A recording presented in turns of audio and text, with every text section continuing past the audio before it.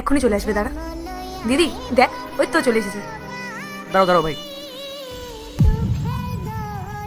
তুই নাকি বলেছিলি ও অনেক বড় বিজনেসম্যান, ও টোটো করে এসেছে?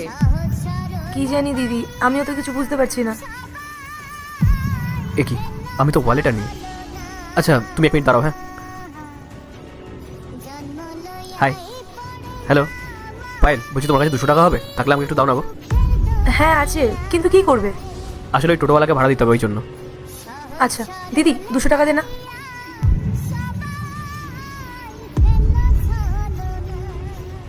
এই না। 1 মিনিট। হ্যাঁ, বোন, তুই এটা কি করেছিস? ওর কাছে সামান্য 200 টাকা নেই যে টোটোওয়ালাকে দেবে?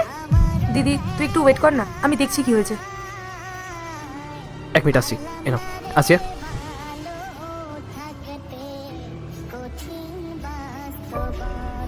ও হ্যালো, বিলটা কাকে দিচ্ছেন আপনি? যার কাছে সামান্য 200 টাকা নেই সে আবার নাকি বিল দেবে। এক কাজ করো, বিলটা আমাকে দাও, আমি পেমেন্ট করছি। কি হলো, বিলটা দিতে বললাম তো।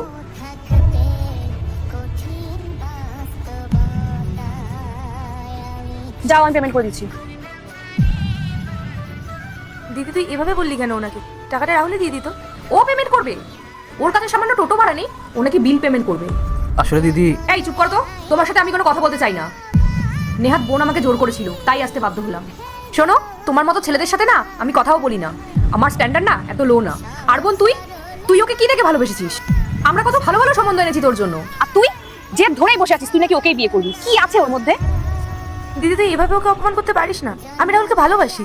দেখ বোন, ভালোবাসা দিয়ে না জীবন চলে না, জীবন চালাতে গেলে টাকার প্রয়োজন হয়। তোর কপাল ভালো, বাবা মা এখনো কিছু জানে না। জানতে পারলে না ওনারা কি করতো তুই জানিসও না। তোর জন্য কত ভালো ভালো সম্বন্ধ এসেছিল, ডাক্তার, ইঞ্জিনিয়ার, উকিল, আর তুই শেষমেশ এই ছেলেকে পছন্দ করলি। দিদি তুই ভুল ভাবছিস, তুই প্লিজ ওর একবার কথাটা তো শোন। কোনো ব্যাপার না পায়েল, আমি দিদির সাথে কথা বলছি। আমি তোমাকে বললাম না আমি তোমার সাথে কোনো কথা বলতে চাই না, তোমার কোনো কথা শুনতেও চাই না। আমি শুধু একটাই কথা বলতে চাই, তুমি আমার বোনের জীবন থেকে সরে যাও। তুমি জানো ওর মাসের এক্সপেন্স কত? 40 থেকে 50 হাজার টাকা না শুধু ওর মেকআপের পিছনেই খরচা হয়, আর এছাড়া তো আর কত খরচাই আছে। তোমার কাছে সামান্য রিক্সা ভাড়া নেই, তুমি আবার স্বপ্ন দেখছো আমার বোনকে বিয়ে করার। দেখো, আমি তোমাকে আবারও বলছি, আমার বোনের জীবন থেকে সরে যাও। তোমাদের যদি বিয়ে হয় না, আমার বোনের খরচা চালাতে গিয়ে তুমি ভিখারি হয়ে যাবে, তোমার কাছে আর কিচ্ছু থাকবে না। তার থেকে ভালো এইসব ছাড়ো আর নিজে কিছু করার চেষ্টা করো। স্যার, আপনার গাড়ির চাবি, আর এই আপনার জুয়েলারি।